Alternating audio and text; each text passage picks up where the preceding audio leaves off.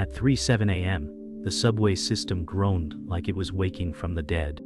In a sealed tunnel beneath Manhattan, a rust-scarred MTA car, untouched since 1989, screamed into motion.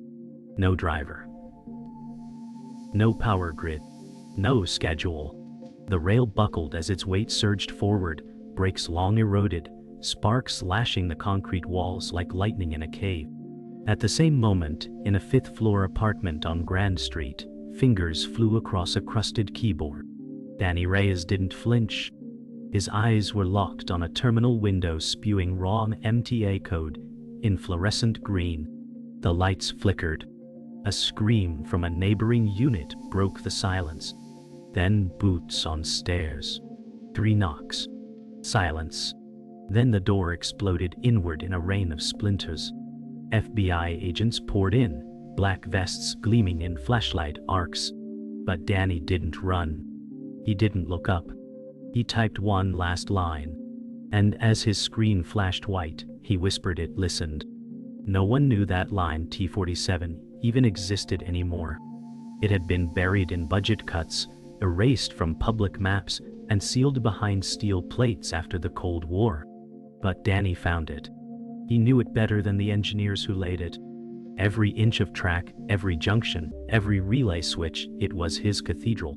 For years he pieced it together from ghost schematics and forgotten rail logs. And on this night, it answered him. As the world above slept, the line below obeyed. They thought this was a glitch, a malfunction. But the truth was worse. Someone had locked in a kill signal over 30 years ago, and Danny had finally found it. It was still live, still blinking in green on a screen that should have gone dark in 1991. The line wasn't just moving, it was remembering. The commands Danny sent didn't invent motion, they unlocked it. Somewhere buried beneath layers of forgotten firmware, the system had held a record of every override ever issued. Danny had spent years cracking partial packet captures, reconstructing CRCs by hand. The log he unearthed was more confession than code. Someone had bypassed security layers and told the train to move. The timestamp matched the day his father died. For Danny, it wasn't justice. It was communion. He wasn't activating the subway. He was talking to it. And it was answering. The FBI didn't care about the train. They cared about what he touched. TESSA, Transit Emergency Subsurface Safety Architecture, was an obsolete MTA backbone system buried so deep in bureaucratic decay that its name didn't even exist in current records. But Danny had found it, reanimated it, and worse, understood it. When they stormed in, they weren't shouting about hacking. They screamed about national infrastructure. A man in a brown trench coat whispered to the agent in charge, and suddenly, no one would say the word TESSA aloud. Danny knew then, this wasn't about breaking the law. It was about exposing a secret someone had spent 30 years trying to forget. As they dragged Danny out in cuffs, a single terminal continued blinking in the background, forgotten in the scramble. The cursor blinked over a line of code never executed. Below it, one final message waited to run, resume evundi, T-47. The machine didn't care who typed it. The machine just wanted to obey. And somewhere far below the city, that rusted railcar hissed quietly in the dark, waiting for signal that might still come. The subway never stopped. Not really. It was just waiting for the right voice to wake it. Danny Reyes never wanted to be seen. At age 9, while other kids played tag on cracked sidewalks, he stared at service manuals and transit blueprints with religious focus. His father, Eduardo Reyes, drove the F-line through Brooklyn. He was proud, disciplined, never late. But on the day the train derailed, he was 5 minutes ahead of schedule. That detail, just 5 minutes, haunted Danny more than the funeral. Every night, Danny sat under the kitchen table while his mother sobbed into stacks of unpaid bills. That's where he found his father's MTA. He clutched it like a relic, memorizing every number. The code engraved on the back, Oplin T-47, meant nothing to his mother. But Danny traced it in chalk on his bedroom wall every night before bed. He didn't know what it meant yet, only that it had killed his father. The apartment was a tomb. Danny barely spoke, not to his teachers, not to neighbors, but he spoke to machines. On his father's old Toshiba laptop, cracked hinge, coffee-stained keys, he began copying every transit schedule he could find. While the city moved above, Danny learned to predict it from below.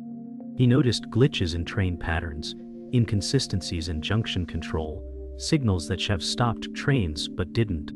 A pirated copy of WinDev 5 let him simulate control events. And when that wasn't enough, he wrote his own emulators. He wasn't rebuilding the subway. He was recreating its language. For Danny, the only conversations that mattered were the ones written in command strings and hexadecimal. By 12, Danny could mimic the MTS internal logs so perfectly that a transit worker on Reddit once accused him of being an employee. He wasn't. He just paid attention. Every weekend, Danny would ride the trains alone, tracing route patterns with a pencil and stopwatch, noting deviations others missed. He began sending anonymous error reports to the city's complaint line. Some got fixed. Some vanished. But one response caught his attention. It wasn't signed. It just said, "Stop digging. Your father's death was routine error. Let it go." The email came from an address no longer active, but the phrase, "routine error," seared itself into his memory. He wasn't chasing ghosts. He was chasing liars. It was winter when Danny hacked his first junction relay. Not for sabotage, for proof. He found a vulnerable switch near Hoyt, Schermerhorn. Old firmware. No encryption. He waited until 3 a.m., when traffic was dead, and flipped the signal. Just once. A reroute blip appeared on a retired transit dispatcher's online blog the next day. It was small, unnoticed by the public, but it told Danny everything he needed. The system could still be spoken to. The language hadn't died. It had been buried. Danny wasn't angry. He was reverent. Somewhere in the code was the moment his father died. He just had to listen long enough to hear it speak back. He built a simulator in his closet. No internet, no modern O's, just towers of salvaged parts, CRT monitors, and printed maps layered like a fortress. His mother stopped asking questions after she found solder burns on his fingers. Danny stopped being her son and became something else. A watcher. A recorder. He hadn't found justice. He'd found purpose. The simulator's name was Primitive. Ghost Subsidies. But its soul was divine. Every command Danny wrote into its shell brought a piece of the buried railways back to life. Lines like T-47 weren't obsolete. They were quiet. Waiting. And Danny was their confessor. By 15, Danny wasn't just decoding the system, he was rewriting it. Through a maze of abandoned FTP servers and expired MTA employee logins, he scraped from forgotten forums. He discovered fragments of an old architecture layer referred to as TESSA. It was buried deep, nested in 80s Unix-like systems, and sealed under deprecated terminology. No one had referenced it since the Cold War. It didn't just control signals, it managed redundancy, disaster failovers, even tactical reroutes. TESSA wasn't broken. It was hidden. Danny sat in his dark room for 72 hours straight, piecing together its syntax like an archaeologist decoding scripture. And when he finally simulated a response packet in his virtual shell, it didn't error out. It responded. The message was simple. Obeying. It started slowly. His accounts flagged, internet throttled at random, 2 of his machines mysteriously wiped after a routine reboot. Danny thought he'd made a mistake.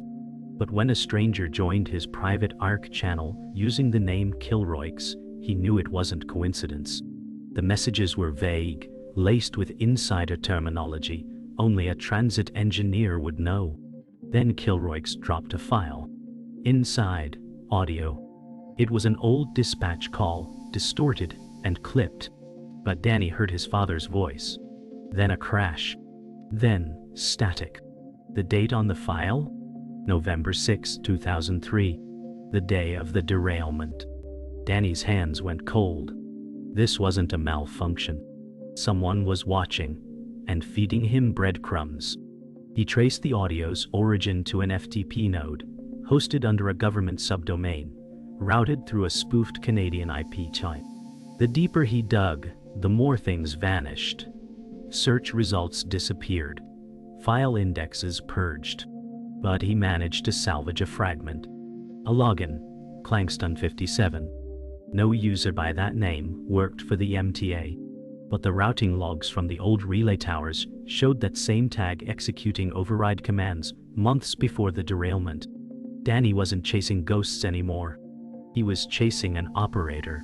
And whoever they were, they hadn't disappeared. They had been erased. The system wasn't protecting passengers. It was protecting itself. Then came the message that changed everything.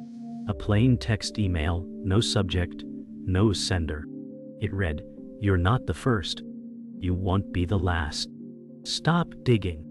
Attached was a scan of a government memo, marked confidential, referencing the Digital Handling Services Initiative, DXAE-E, a defunct Cold War-era cybersecurity pilot designed to simulate urban chaos using non-lethal infrastructure triggers. Subway crashes. Power grid blinks. Transit failures. Danny's stomach turned. His father hadn't died in an accident. He'd been part of a test. One the city buried. Danny didn't sleep that night. He stared at the screen until dawn, reading the memo until he had it memorized word for word. He needed proof. Not just fragments, irrefutable evidence. Danny returned to where it began. An old rail yard in Brooklyn, now fenced off and forgotten. He broke in through a rusted access tunnel, flashlight clutched in his shaking hand. Among twisted rebar and discarded timetables, he found a crate, unmarked, sealed with brittle tape. Inside, magnetic tapes, cassette backups, and dot matrix readouts from a system that should have been decommissioned decades ago. He hauled them home like relics. TESSA's logs were on them. Live records of every train override since 1986, Tata we. One line hit him like a bullet.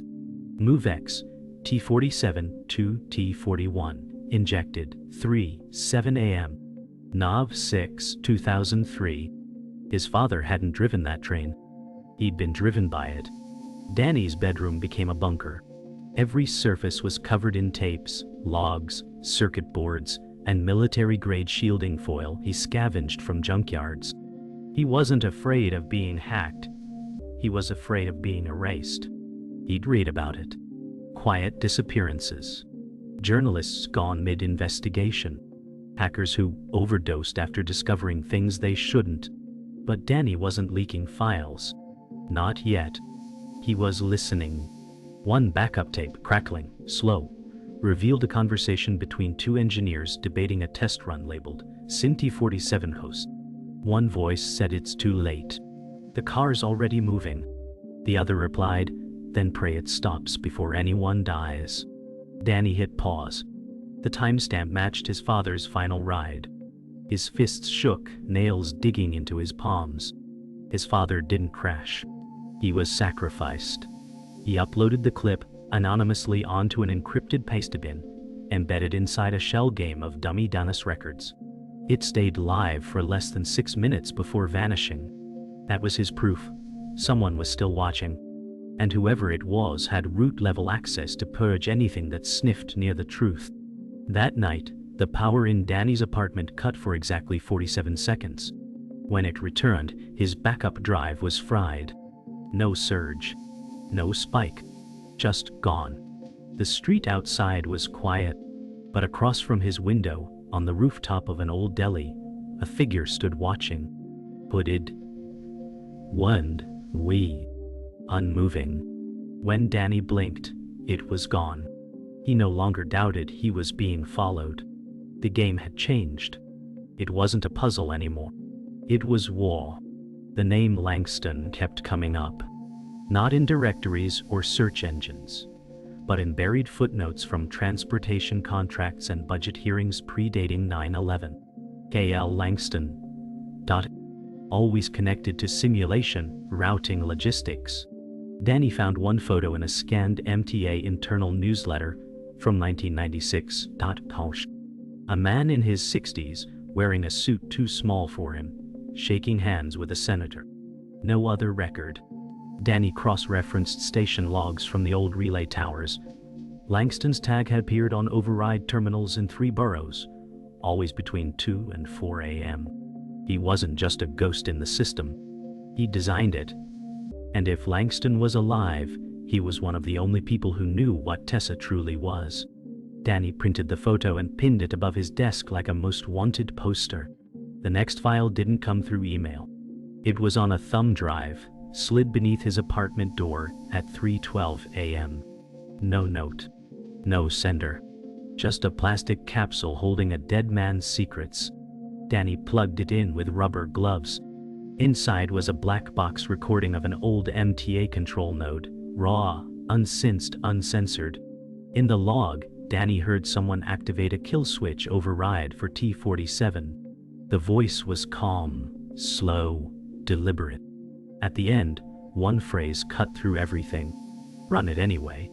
Nobody's down there." Danny froze. That wasn't protocol. That was indifference. His father's life hadn't been weighed. It had been discarded. Like testing airbags with passengers still inside. Danny pushed away from the desk, trembling. He didn't want revenge. He wanted reckoning. Danny made a decision. No more shadows. No more forums. If the system wanted him to stop, it would have to kill him. He configured a virtual machine, rewrote parts of TESSA's architecture into a shell command, and injected a custom override script he named Lazarus. It wasn't malware. It was resurrection. His plan wasn't to crash anything. It was to reawaken what they buried. He uploaded a test line into the daemon. 1 car. 1 route. Dead rails. A ghost simulation. If the system responded, he'd know it was still listening. And if it moved, just 1 inch, he'd release the logs. All of them. TESSA wasn't going to stay quiet anymore. Danny was done whispering. He gave the machine a voice. Lazarus didn't just wake the system. It made it remember. Within minutes of deployment, Danny saw movement in the simulation logs. Old retired addresses pinging back, long disconnected junction IDs flickering alive. And then, the terminal spoke. System resume. Dead, line 47. No errors. No rejections. The ghost train was listening. Danny sat frozen. It was more than a digital response. It was consent. He traced the return signal and found a still-powered node buried beneath an old maintenance hub near the East River. It shouldn't have been operational. The breakers had been pulled in 2002, but the heartbeat signal pulsed in real time. The train was connected. He whispered, "It's still there." Then, slowly, he typed the final command. Begin T-47. Far beneath the city, in a tunnel that hadn't heard life in decades, the car came alive. First a hiss, then a groan of metal. Sparks cascaded down from a broken light fixture as ancient systems convulsed back into motion. The wheels, rusted and fused in place for years, shrieked against the rails like something waking from a coma. Surveillance footage, miraculously still linked to an ancient black box node, caught the moment the car's brakes disengaged. No power on the line. No one in the conductor's seat. And yet, the machine rolled. Not fast. Not violent. Just slow, deliberate. It was answering a call buried too long. A ghost responding to its name. Danny streamed it. Not on social media, too obvious. He embedded a live feed in a sandboxed Onion site he'd been hosting for years under the name Dark Treco. Viewers trickled in, dozens, then hundreds, then thousands. No comments. Just watching. A subway car that shouldn't exist moving in real time, controlled by no one. He didn't speak during the stream. He just typed the words. This was never a malfunction. An hour later, the video was gone. Site wiped clean. The backup mirror, server fried. But it didn't matter. By then, the clip had been downloaded, copied, spread across the deep net like a spark hitting dry brush. Danny hadn't exposed a secret. He'd released it. And now, it had a life of its own. The car didn't stop. It moved 5 blocks before it derailed against a sealed bulkhead below the old DHS facility, long since converted into a luxury co-working space. The impact wasn't violent. It was symbolic, like a whisper slamming into a secret. Above ground, no one noticed. No media coverage. No sirens. But inside the system, alerts screamed. Internal MTA logs, never meant for public eyes, showed emergency overrides overridden. The entry was flagged by the system as unknown authorized. Danny smiled when he read it. There it was. Proof that the ghost system not only still listened, it obeyed someone outside its sanctioned architecture. Not a bug. A confession. Someone had lied for decades. And now, the tracks themselves were testifying. They found him hours later. Not hiding. Not armed. Just seated, hands on the keyboard, screen still pulsing with code. When the FBI stormed the apartment, Danny didn't run. He turned slowly, met their eyes, and said, "It's done." One agent shouted orders. Another looked at the code, then at Danny. "What the hell is this?" he muttered. Danny replied without fear, "This is your fault. You built it. I just reminded it how to move." He stood calmly as they cuffed him. As they dragged him from the room, his monitors remained on. One screen blinked, showing one last message, "Resume. Ready." The system hadn't finished. It was waiting. The courtroom was quiet. No media. No public record. No mention of TESSA. The charges read, unauthorized access to transportation infrastructure and malicious mischief. Nothing more. The government couldn't afford the truth to enter the record. So they minimized him. Treated him like a bored teen with too much time. The judge looked tired. The prosecutors read from scripts. Danny didn't say much. He knew the real trial wasn't happening in that room. It had already played out in the tunnels, in the wires, in the data. The sentence came swift, 12 years in federal custody. No parole for the first 8. As they led him out, he turned to face the gallery, empty save for one old man in a trench coat. The same man who whispered during the raid. He didn't blink. He only nodded once, like closing a file drawer. In prison, Danny became folklore. The guards called him Ghost Train. Some inmates thought he was lying. Others watched him like a prophet. He never bragged. He just coded. On paper, but with a dull pencil and reams of scrap from the commissary. He taught himself to write shell scripts by memory. Rebuilt emulators using chessboard grids. He taught a GED class on logic gates. Helped another inmate decode a traffic ticket's fine print. He never spoke of the system he woke. But at night, from his cell, he stared at the sky through narrow slits of reinforced glass. Somewhere beneath those stars, the tracks still hummed. And somewhere in the dark, something he'd spoken to was still listening. Years passed. The world forgot. But not everyone. An anonymous package arrived at the warden's office marked Educational Materials, Clay approved. Inside was a small paperback on transit law and a vintage floppy disk labeled Goss Subsies Read-Only. No return address. Danny was never told who sent it, but the warden let it slide. Said it might keep you busy. That night, Danny inserted the disk into a forgotten classroom computer. It wasn't corrupted. It wasn't blank. It was a map. Not of streets, but of signals. A read-only log of every override command since 1983. Wang. Danny sat back in the creaking chair and exhaled for the first time in months. Someone out there remembered. Someone still believed. On his 35th birthday, a guard handed Danny a sealed envelope. Inside, a single MTA lapel pin and a hand-scribbled note. "We see you."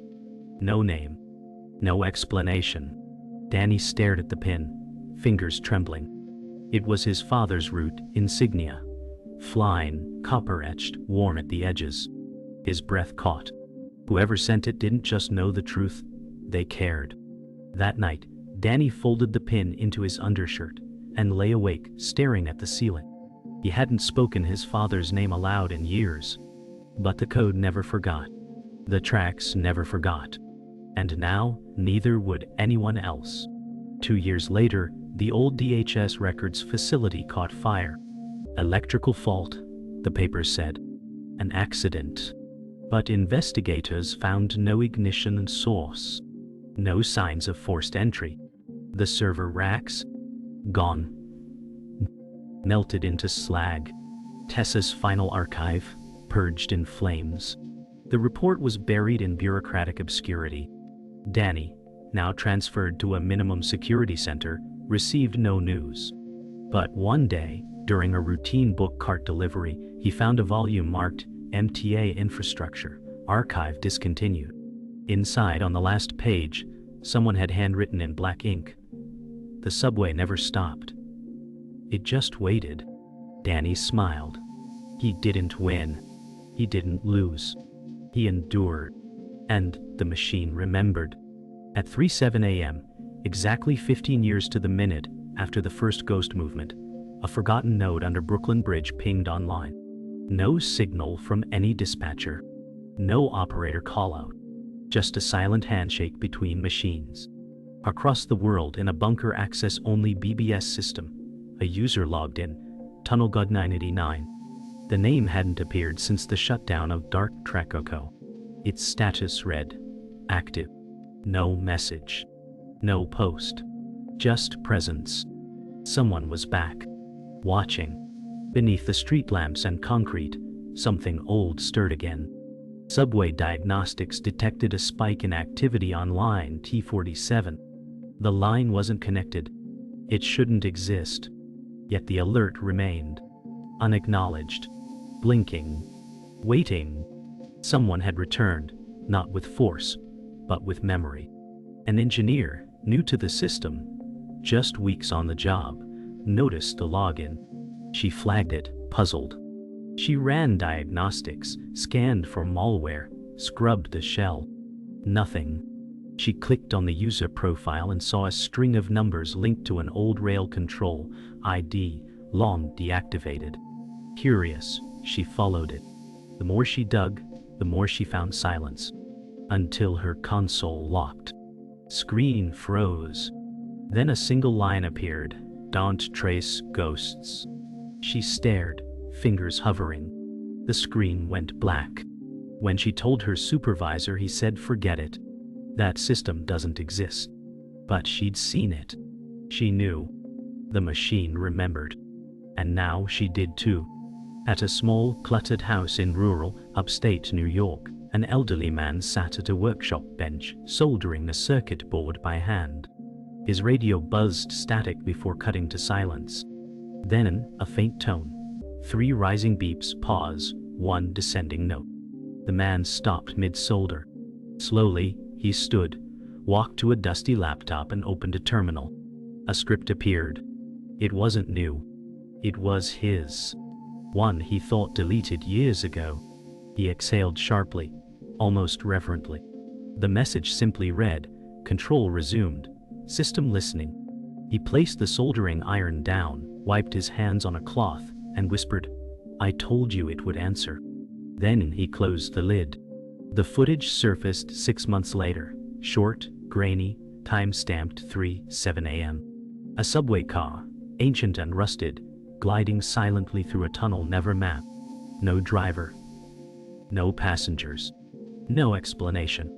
It played for only 12 seconds before the video corrupted. But that was enough. It sparked questions. Reddit threads. Ghosts of blogs from the old deep rail movement reactivated. Whispers returned. The video's file name, Resumoma Final. A watermark in the bottom corner. A single letter T circled twice. Those who knew recognized it instantly. It wasn't a warning. It was a signature. The train hadn't crashed. It had arrived. No one talks about Danny Reyes in official channels. There's no record. No trial transcript.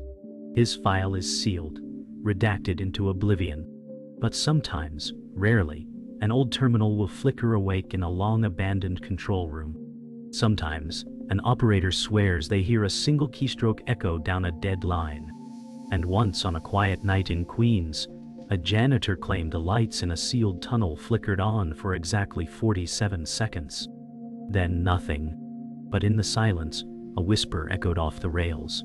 The subway never stopped. It just waited. And somewhere beneath the city, where the walls sweat memory and steel holds secrets, something still moves. Listening. Obeying. Remembering.